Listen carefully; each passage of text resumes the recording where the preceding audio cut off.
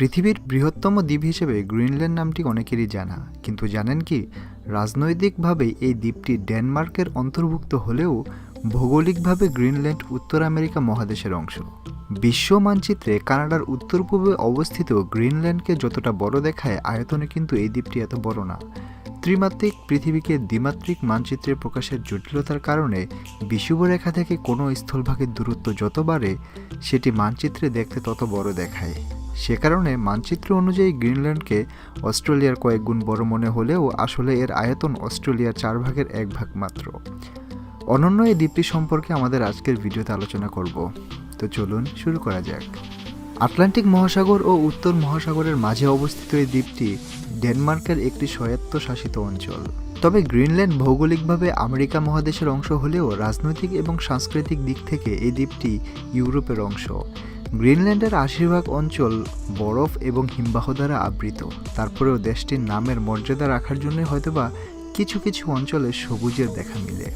দেশটির আদি বাসিন্দারা হলো ইনুইটস এস্কিমোস, যারা কানাডা থেকে এই দেশটিতে পাড়ি জমিয়েছিল। প্রথমে দেশটি নরওয়ে এবং আইসল্যান্ড দ্বারা নিয়ন্ত্রিত হলেও বর্তমানে ডেনমার্কের একটি স্বায়ত্তশাসিত অঞ্চল। এমনকি দেশটি 1973 সালে ইউরোপীয় ইউনিয়নেও যোগদান করে। পরে অবশ্য তারা ইউনিয়ন ত্যাগ করে। 2018 সালের এক হিসাব অনুযায়ী 21,66,086 বর্গ কিলোমিটার আয়তনের এই দেশটিতে মোট জনসংখ্যা মাত্র 56,000। আসলে এটি পৃথিবীর সর্ববৃহৎ দ্বীপ। বিশাল আয়তনের এই দ্বীপটিতে শুধুমাত্র জনসংখ্যা কম থাকার কারণে এটিকে মহাদেশ হিসেবে গণ্য করা হয় না। দেশটির প্রধান ধর্ম হচ্ছে খ্রিস্ট ধর্ম। গ্রিনল্যান্ডের সরকারি ভাষা গ্রিনল্যান্ডিক। দেশটির রাজধানী এবং বৃহত্তম শহর হচ্ছে নিউক। এই শহরটি গ্রিনল্যান্ডের বৃহত্তম সাংস্কৃতিক ও অর্থনৈতিক কেন্দ্র। শহরটিতে প্রায় 18,000 মানুষের বসবাস। দেশটিতে গ্রীষ্মের সময় গড় তাপমাত্রা থাকে 7 ডিগ্রি সেলসিয়াস এবং আশেপাশে ও শীতকালে তাপমাত্রা গিয়ে দাঁড়ায় -8 ডিগ্রি সেলসিয়াস। অ্যান্টার্কটিকার পরপরই গ্রিনল্যান্ডের পৃথিবীর দ্বিতীয় বৃহত্তম বরফের স্তর রয়েছে। মেরু অঞ্চলের বাইরে সর্ববৃহৎ কিছু হিমবাহ এই দ্বীপদেশে অবস্থিত। দেশটির সবগুলো শহরকে একত্রে যুক্ত করার মতো কোনো নিরবিচ্ছিন্ন সড়কপথ নেই। যদিও দেশটির অধিকাংশই বরফে আচ্ছাদিত, তবুও এর অনেক জায়গায়, বিশেষত দক্ষিণে, অনেক সবুজ অঞ্চল আছে। ওই অঞ্চলগুলোতে কৃষি জমিও আছে। পুরো গ্রিনল্যান্ডে মোট গাড়ির সংখ্যা 3,000-এরও কম। বেশিরভাগ যাতায়াত বা পণ্য পরিবহন জাহাজ দ্বারা সম্পন্ন হয়। যেসব বিজ্ঞানীরা বরফ নিয়ে গবেষণা করে তারা বিশ্বাস করেন বিগত 1 লক্ষ বছরে গ্রিনল্যান্ডের তাপমাত্রা গঠন অনেক পরিবর্তন হয়েছে।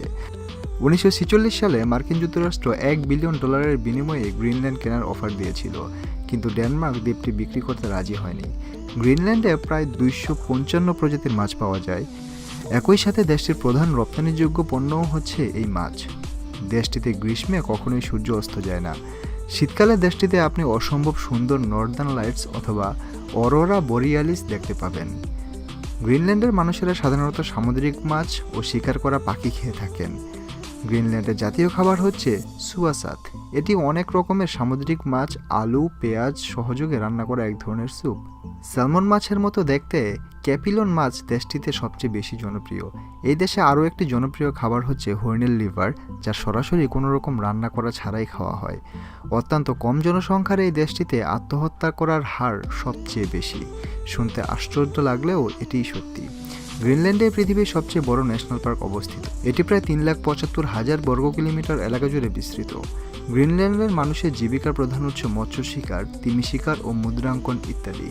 গ্রিনল্যান্ডের সরকারি মুদ্রা হচ্ছে ডেনিশ ক্রোন।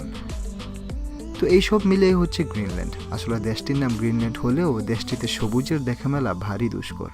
তবে সবুজ না থাকলেও দেশটিতে অসম্ভব কিছু সুন্দর জায়গা রয়েছে যা আপনাকে মুগ্ধ করবেই করবে।